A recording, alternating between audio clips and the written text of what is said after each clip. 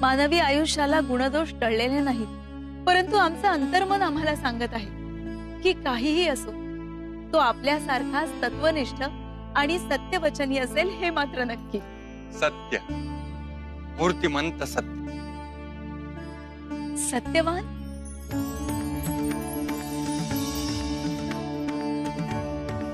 सत्यवान होय, आपल्या युवराजांचं नाव सत्यवानच असेल। सत्यवान।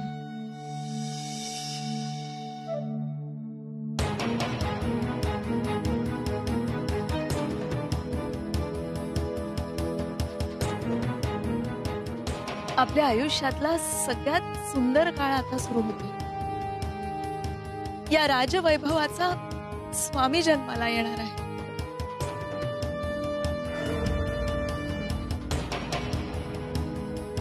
महाराणी सावत,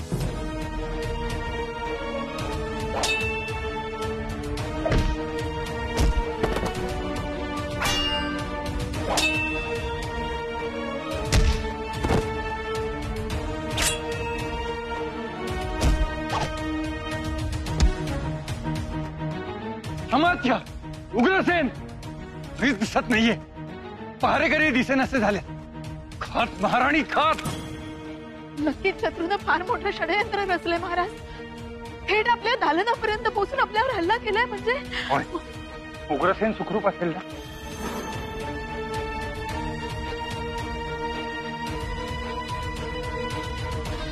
उग्रसेना सुखरूप आहेस ना? तुला पाहून बळ आलं, आता त्वरेनं प्रति हल्ला कर। आमच्यावर प्राणघातक हल्ला झालाय, मारेकरी राजवाड्यात शिरलेत। कुणीतरी आम्हाला मारण्याचा कट रचलाय। हो, आणि तरीही वाचलास तू?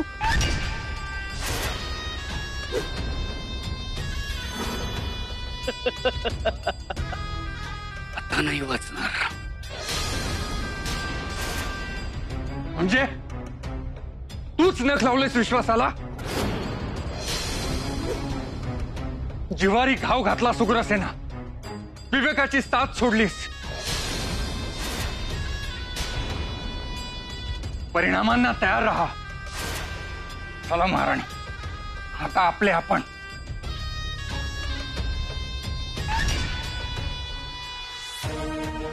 हे भयंकर आहे महाराज। त्याची सारी पापं विसरून तुम्ही पोटाशी घेतलं होतं, आणि या सैन्याला सदैव आपल्या घासांना घास दिला होता, आणि तरीही आपल्यावर उलटून त्या राजद्रोहाला जाऊन मिळाले। हा धक्का आपल्याला पचवायलाच हवा।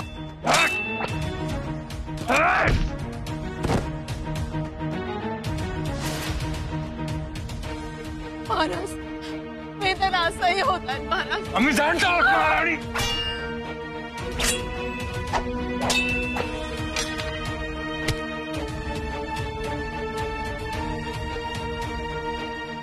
आपल्याला आपलं सारं मनोबल एकवटून आल्या प्रसंगाला तोंड द्यायचंय आणि आपल्या पुत्राचं रक्षण करायचं।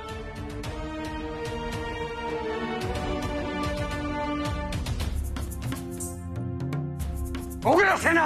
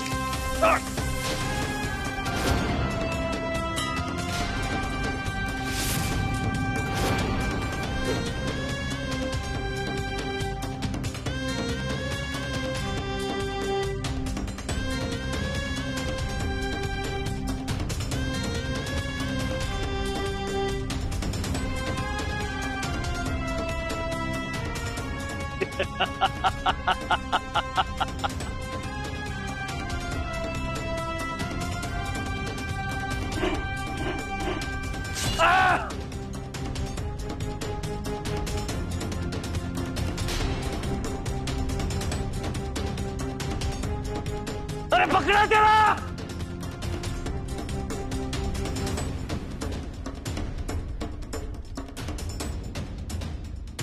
महाराज महाराज इकडे या.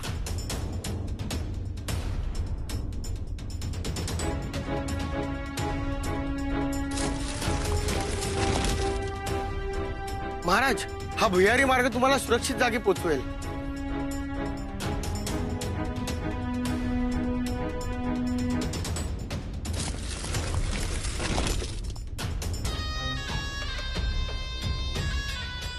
कुठे गेला कुठे गेला कुठे गेला तो? जिवंत सोडलं तर तुम्ही त्याला? ची सगळी पद्धतशीर योजना करून सुद्धा शेवटी सटकलास. लक्ष कुठं होतं तुझं? आ? काय करत होतास तू? काय करत होतास? मला काही माहित नाही. कुठे गेला? हवेत विरला की जमिनीनं गिळला त्याला? शोधा.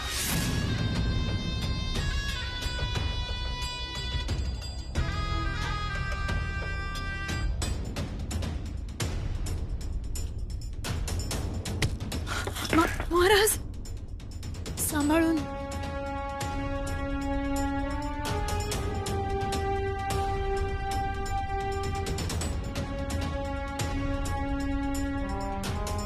अवकाश.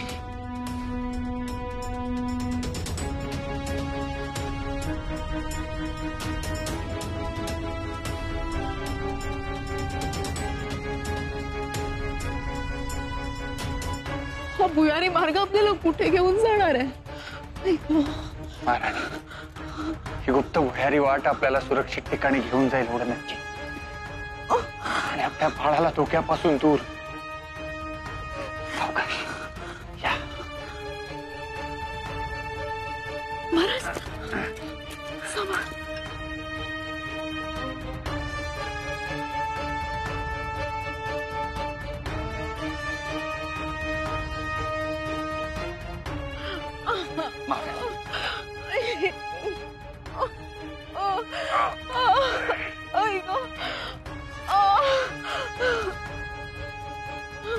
महाराज, हा रस्ता तर बंद झाला या शिळेमुळे. आता काय करायचं?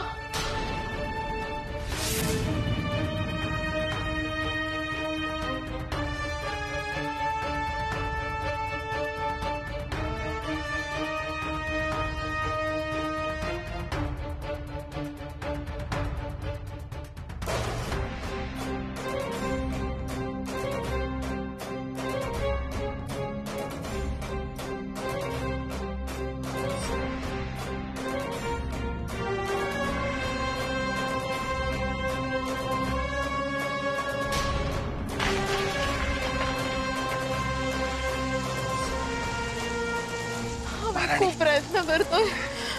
वेदना असह्य होत आहे. धीर सोडू नका बाळ.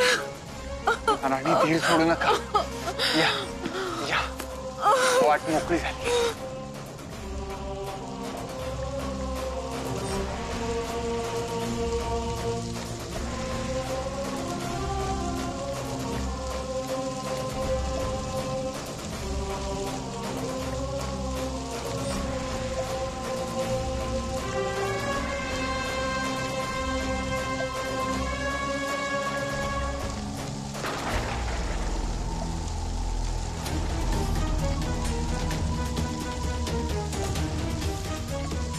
सुटणार नाही तुम्ही आमच्या ताब्यातून.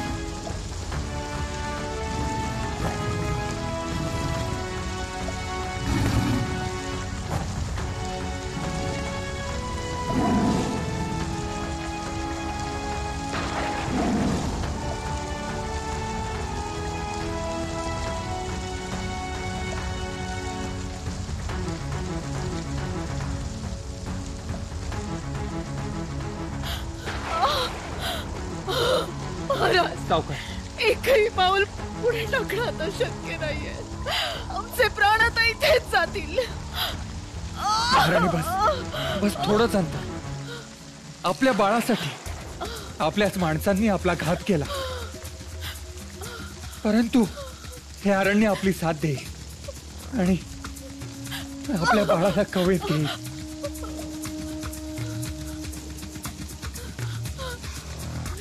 सावकाश.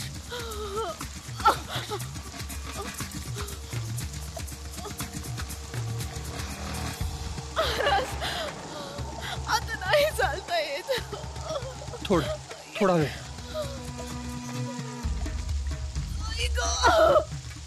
कोण असेल?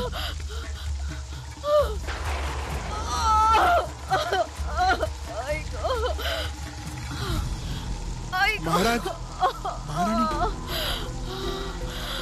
या या, आत या, आत या.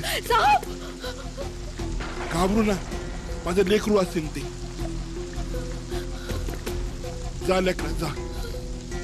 या या या.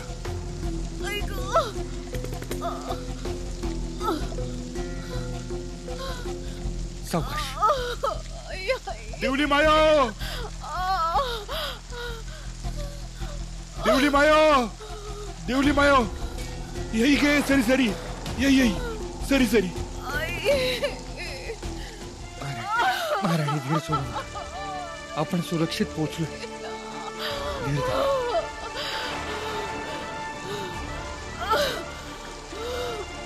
हा हा, यामध्ये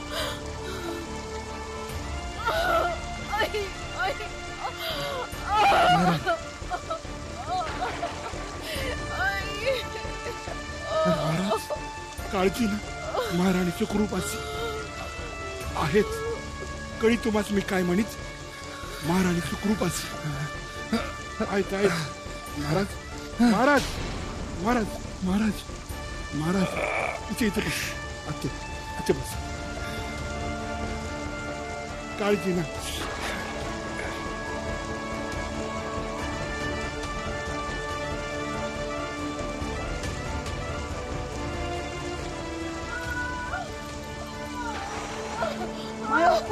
सावकाश सावकाश. निराश घे.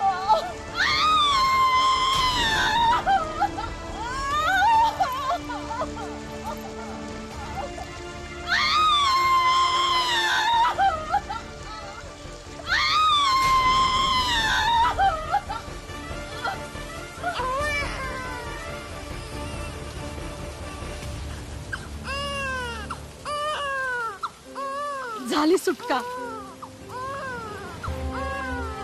मायोसी मुलगा झाला. चला सरी सरी आत. मुकडा बघा.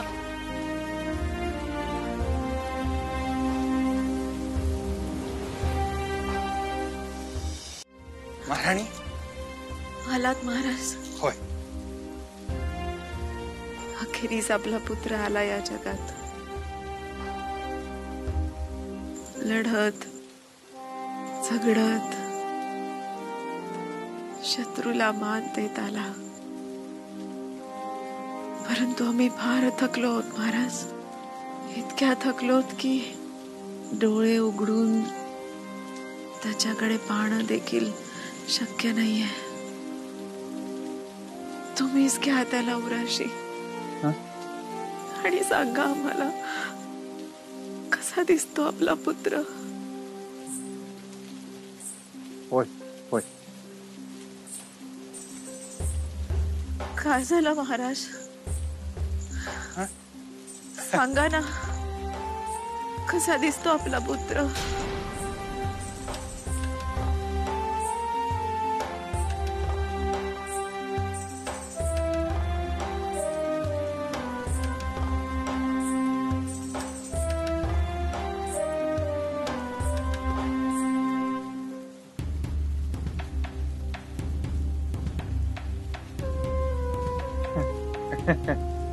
कसा म्हणून काय विचारता महाराणी.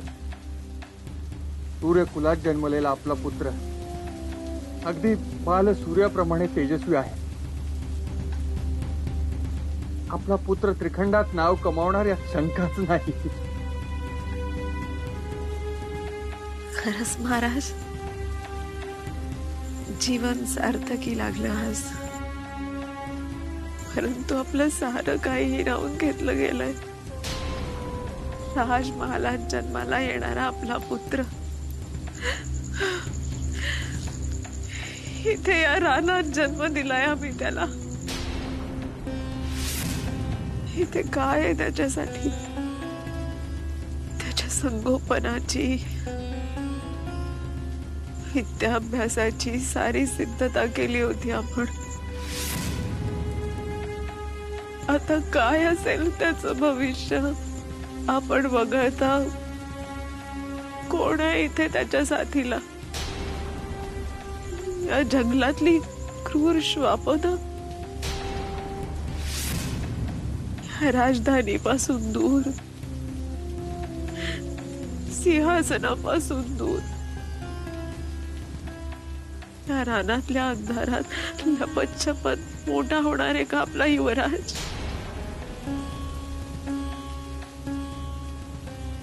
त्या पाहू त्याला आमच्याकडे. एकदा हृदयाशी कवटाळू द्या त्याला. होय.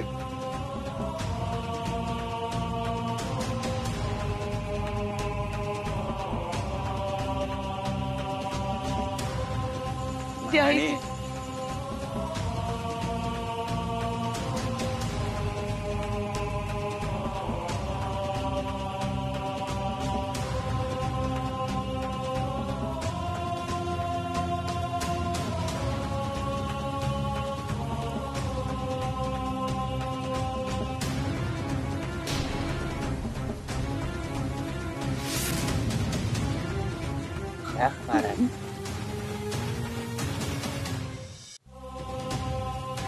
महाराज,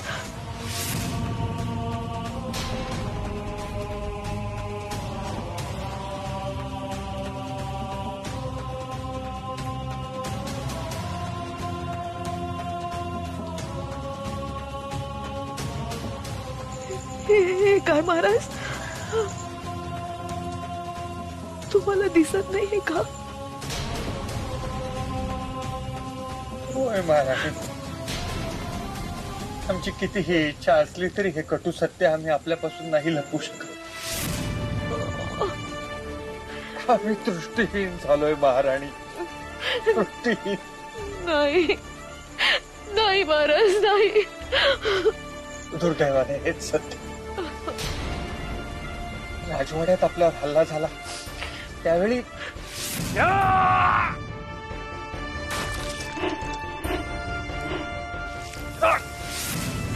म्हणजे आपण इथे येण्यापूर्वीच तुमची दृष्टी गेली होती.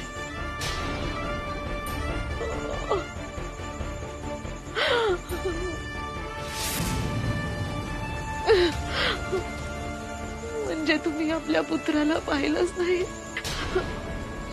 असं कसं महाराज? दिसत नसलं तरी आई बापांना आपल्या बाळाचा चेहरा दिसतोच आतल्या नजरेने. आई महाराज,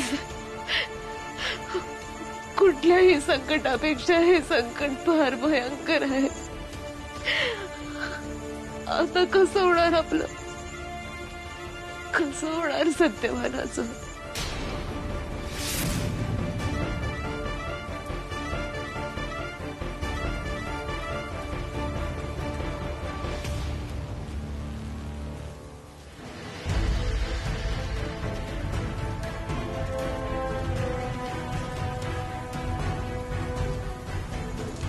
सावकाश.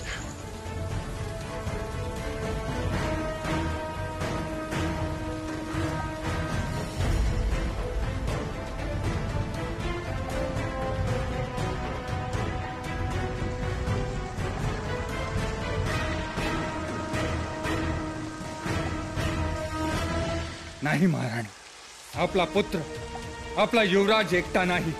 भलेही तो राजवाड्यात नसेल, आपल्या राजमहालात नसेल, परंतु राजमहालातून निष्कासित केलेल्या आपल्या या युवराजावर, आपल्या सत्यवानावर आता पंचमहाभूतांची छत्रछाया आहे. तारे आणि वारे, वृक्ष आणि वेली, झरे आणि तुरे, प्राणी आणि पक्षी हे सारे त्याचे सवंगडी असतील.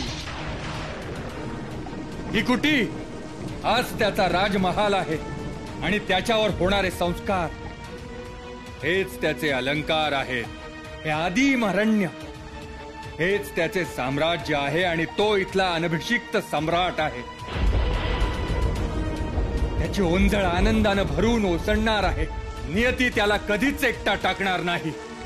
त्याचा हात हाती घेणारी, त्याची सारी सुखदुःख वाटून घेणारी, सर्वस्वानं त्याच्यावर प्रेम करणारी, सहधर्म निभावणारी जीवाची जोड त्याच्या अर्धांगिनी म्हणूनच या भूतलावर जन्म घेईल.